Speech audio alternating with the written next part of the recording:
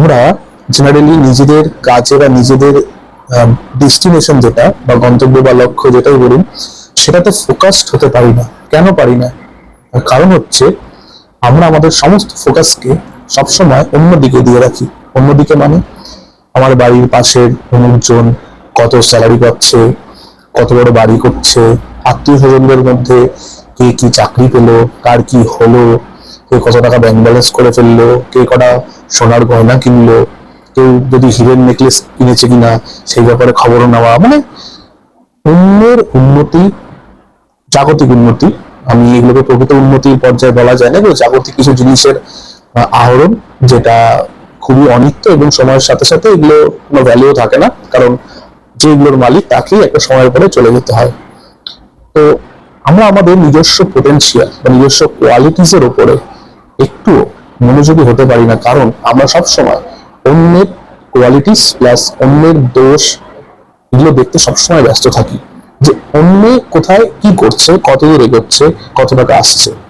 সুতরাং যেদিন আমরা আমাদের দৃষ্টিটাকে অন্যের দিক থেকে বা লোকের দিক থেকে সম্পূর্ণরূপে ঘুরিয়ে, সম্পূর্ণ মানে একদম সম্পূর্ণরূপে ঘুরিয়ে নিজের উপরে আনতে পারবো, তখনই কিন্তু আমাদের জীবনে কোনো উন্নতি আমরা করতে পারবো। তা না হলে কিন্তু আপনার মন যদি সব সময় শুধু অন্যের উন্নতি এবং অন্যের দোষের দিকেই তাকিয়ে থাকে, তাহলে আপনি আপনার নিজের যে গুণ বা নিজের ক্ষমতা, নিজের ক্যাপাবিলিটি, কোনোটাই আপনি চিনতে পারবেন না এবং উন্নতি করা তো অনেক দূরের বিষয়। জেনারেলি আজকালকার দিনে লোকে উন্নতি করাটাকে জাগতিক উন্নতির সাথে তুলনা করে, যে কে কত পয়সা কামালো বা কে কত কি করলো। কিন্তু নিত্য যেটা মানে যেটা সবসময় শাশ্বত থাকবে, সেটা হচ্ছে অ্যাজ এ হিউম্যান বিং আমরা কেমন হয়ে উঠছি, অ্যাজ এ হিউম্যান বিং আমরা উন্নত হচ্ছি কিনা, অ্যাজ এ হিউম্যান বিং আমাদের চরিত্র উন্নত হচ্ছে কিনা, অ্যাজ এ হিউম্যান বিং আমাদের মানসিকতা উন্নত হচ্ছে কিনা, অ্যাজ এ হিউম্যান বিং আমাদের শিক্ষার বিস্তার ঘটছে কিনা, বা আমরা কিছু জ্ঞান অর্জন করতে পারছি কিনা, অ্যাজ এ হিউম্যান বিং আমরা কতটা স্পিরিচুয়াল হচ্ছি, আমরা জীবনের মূল্যটাকে কতটা বুঝতে পারছি। এইগুলোই হচ্ছে প্রকৃতপক্ষে উন্নতি। আপনি যদি নিজেকে একজন মানুষ হিসাবে উন্নত করেন, তাহলে দেখবেন অটোমেটিক্যালি আপনি যেখানে পৌঁছানোর যোগ্য, ঈশ্বর আপনাকে ঠিক সেই জায়গাটা অ্যাচিভ করিয়েই দেবে। একটা জিনিস মনে রাখবেন, যে সৎ পথে সফলতা একটু ধীরে আসে, কিন্তু সফলতা সবচেয়ে বড় আকারে আসে। কারণ মহাভারতে আমরা দেখেছি দুর্যোধন অত্যন্ত ক্ষমতাশালী ছিল, খুবই তার প্রতাপ ছিল, মানে তার প্রচুর ধন সম্পত্তি ছিল।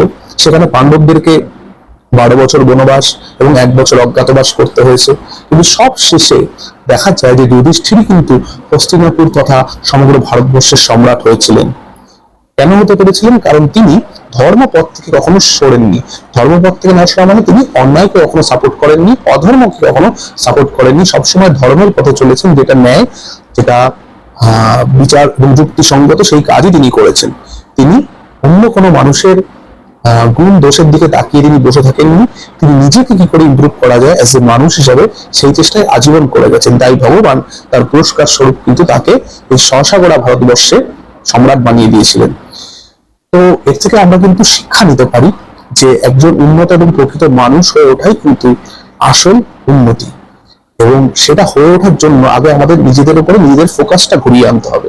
আমরা সবসময় তুলনা এবং অন্যকে দেখে কখনো কখনো আমরা হিংসাও ফিল করি, জেলাসি এটাকে বলে।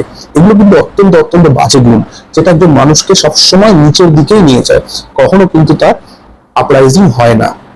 সুতরাং সমস্ত ডানে বায়ে যত যা আছে সবকিছু থেকে ফোকাসটাকে নিজের দিকে নিয়ে আসুন এবং নিজের সঠিক পথ খুঁজে বার করুন, এবং সেই জন্য আপনাকে আগে স্থির বুদ্ধি এবং বিবেকের অধিকারী হতে হবে।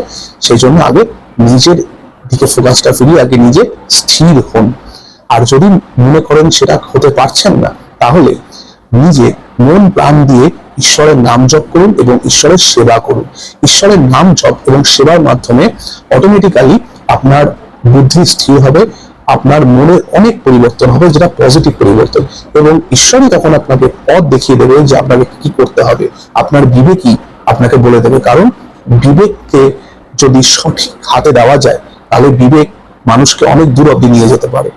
তো বিবেককে যদি আমরা ঈশ্বরের হাতে সমর্পণ করি, যিনি আমাদেরকে বুদ্ধি বিবেক দিয়েছেন, সেটা যদি আমরা তার হাতে দিয়ে বলি তুমি আমাকে চালাও, তাহলে তিনি আমাদেরকে অবশ্যই সঠিক রাস্তা দেখিয়ে সঠিক দিকে নিয়ে যাবেন, এবং আমরা আমাদের ডেস্টিনেশন, আমাদের গন্তব্য, আমাদের গোল, আমাদের লক্ষ্য সবকিছু আমরা খুঁজে পাবো এবং আমাদের ফোকাসটাও এক জায়গায় স্থির থাকবে, যেটা বারবার এদিক ওদিক দৌড়াবে না। কারণ ভগবান শ্রীকৃষ্ণ অর্জুনকে বলেছিলেন যে যতক্ষণ এই ঘোড়ার লাগাম আমার হাতে আছে তোমার রথ কখনো ভুল দিকে যাবে না। তার মানে কি, পরমাত্মা যতক্ষণ বুদ্ধি বিবেককে নিজের হাতে রেখেছেন ততক্ষণ দেহরূপী রথ কোনো অন্যায় কাজ করবে না। তাই আমাদের বুদ্ধি এবং বিবেক সবকিছুকেই পরমাত্মার চরণে সমর্পণ করতে হবে, কারণ তিনি সবের মূলে। এবং তার সেবা, তার পূজা, তার নাম জপ অর্চনার দ্বারা যারা একদমই নিজের ফোকাস, নিজের গোল থেকে নড়ে গেছেন, তারা কিন্তু আবার সেই ঈশ্বরের হাত ধরেই ফিরে আসতে পারেন। এবং সবচেয়ে বড় কথা হচ্ছে, ভগবান নিজেই বলেছেন যে যোগক্ষেম বহাম্যহম, আমি তার সমস্ত জাগতিক এবং আধ্যাত্মিক দায়িত্ব নিজে বহন করি।